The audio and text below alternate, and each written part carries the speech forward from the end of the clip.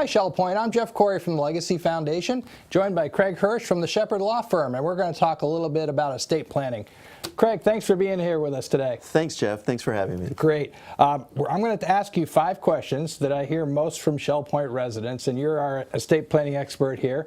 Worked here with residents for many years in their estate planning, so appreciate your being here today. Well, thank you. Okay, so the first question is, I have a revocable living trust that I established years ago. I hear that the tax, I don't have a taxable estate anymore. Yeah, it's $11 million exemption $11 million exemption. Do I still? Everybody here at Shell Point doesn't have $11 million? Not everyone. Not everyone. There's several that don't. All right. Do I still need my revocable living trust? Well, yeah, estate tax planning is just one element of a revocable living trust planning.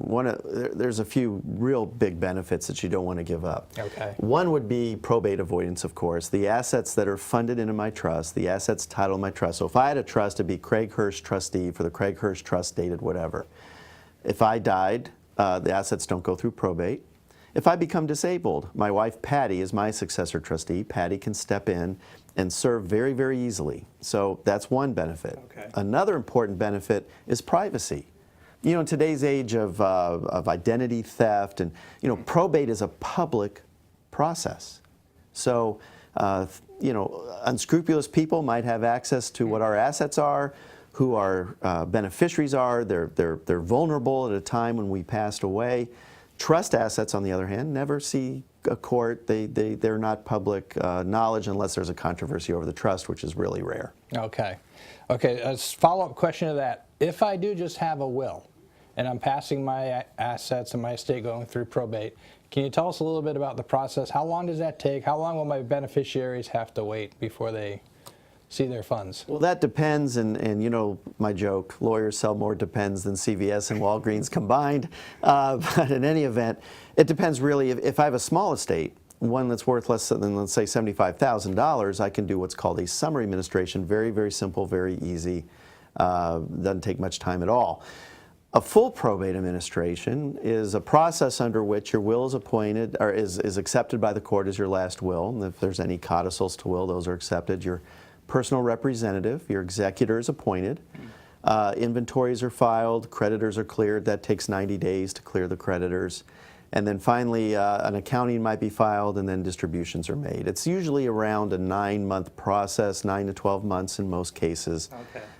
In more complicated cases or controversial cases, might take longer. Okay, great. Second question, what is the best way to pass on IRAs and retirement plans? Well, yeah, that's a loaded question, isn't it? Yeah, it is. I mean, we've worked years, for these assets to grow without any taxes, and then all of a sudden, our beneficiaries are going to get really whacked. So, how do you? Is there some best way to pass on your? Well, in fact, I'm writing a book on that. Hopefully, that'll be out in the next year or so. The issue with IRAs is the complicated rules about their minimum required distributions. We all know that you and I don't, as the account owner, we don't have a minimum distribution until we're 70 and a half, right? Right. And when we die, if we have a spouse and our spouse rolls it over, it becomes their IRA, and 70 and a half is the magical date for them. But what happens when we leave it to our children or grandchildren even? You never want to leave an IRA directly to a grandchild who is a minor, because then we have to have a court-appointed guardianship with accountings and all in order for them to withdraw, because a custodian can't make a distribution to a minor. Okay. Secondly, if we have children and we want to leave those amounts to children or other loved ones, nieces, nephews, cousins, whoever, they have minimum distributions the year following our death, even if they're not 70 and a half. Now, what we want to do typically is protect those distributions and stretch them out over the lifetime of that beneficiary, which we can by naming them directly. But if we want to protect those assets, we want to put it through a trust, which is a special type of trust that must meet 5 federal requirements in order to be stretched out over the lifetime of that beneficiary. Great. Well, Craig, thank you for being here with us today, answering our Shell Point resident questions.